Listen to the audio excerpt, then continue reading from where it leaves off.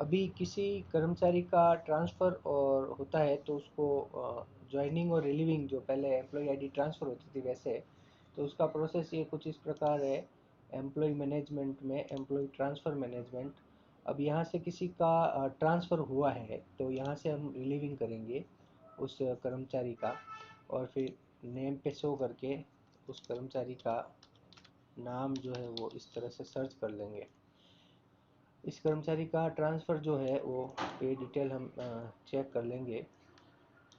तो इसको यहाँ पे रिलीव का ऑप्शन है, रिलीव करेंगे हम।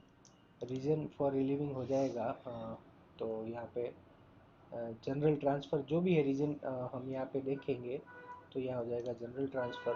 ट्रांसफ़र ऑर्डर नंबर जो आपके पास होगा वो आपको यहाँ पे डालना है।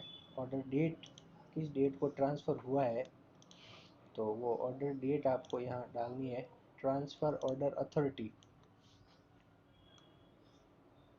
अथॉरिटी जैसे अपने यहाँ ट्रांसफ़र करते हैं तो वहाँ पे कर देंगे डीजे से लिख देंगे। Relieving order number, relieving date जो है वो हम रिलीविंग डेट डाल देंगे जिस तारीख को कर्मचारी वहाँ से रिलीविंग हुआ है उस तारीख को।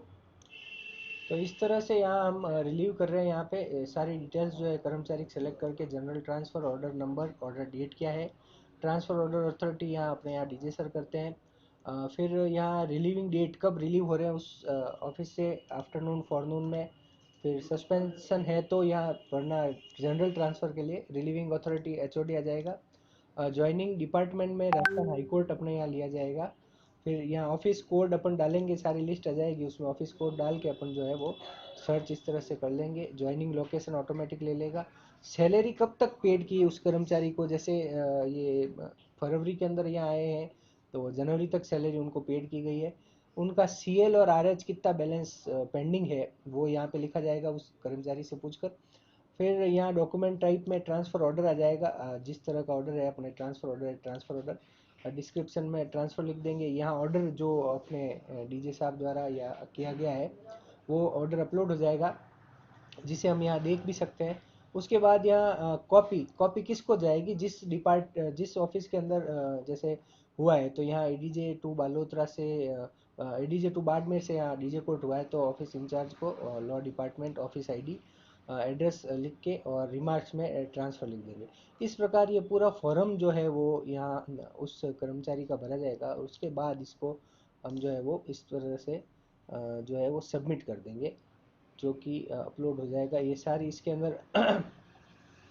इसके बाद ये जो है उस कर्मचारी की डिटेल जो है वो यहाँ पे शो हो जाएगी कि किस प्रकार से जो है वो ये जो लास्ट ड्रॉन इनवैलिड मंथ कुछ आ रहा है तो ये कोई दिक्कत वाली बात है नहीं। और यहाँ पे एक तरह से पे स्लिप टाइप की जो अपने एलपीसी होती थी इस तरह की ये जो है इसके अंदर सारी डिटेल्स लिखी हुई आ जाएगी जिसको हम सेव कर सकते हैं, डाउनलोड कर सकते हैं, प्रिंट कर सकते हैं और इसको इस तरह से जो है हम सेव कर लेंगे। उसके बाद जो है सबमिट, यहाँ सबमिट करने के बाद ये डॉक्यूमेंट अपने यहाँ शो हो जाएगा सामने।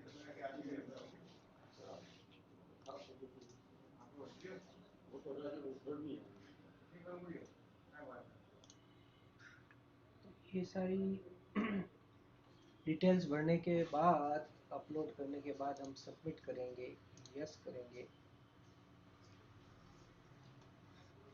तो इस तरह से जो है वो डिटेल्स इनकी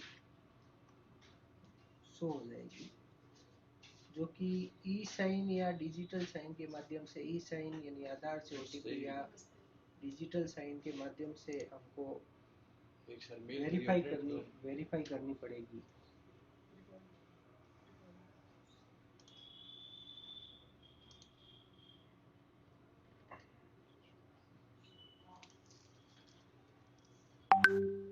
यहाँ पे जो है वो ओटीपी जन आधार आधार नंबर से जो आपके पीओ हैं उनके आधार नंबर और जो एनरोल किया हुआ डीडीओ है उन पे नंबर डाल के आपको ओटीपी उनसे लेनी पड़ेगी। यहाँ रिक्वेस्ट ओटीपी करके सबमिट करेंगे। उसके बाद जो है वो प्रोसेस आपका आगे शुरू होगा और कर्मचारी जो है यहाँ से इस कोड से रिलीव होगा।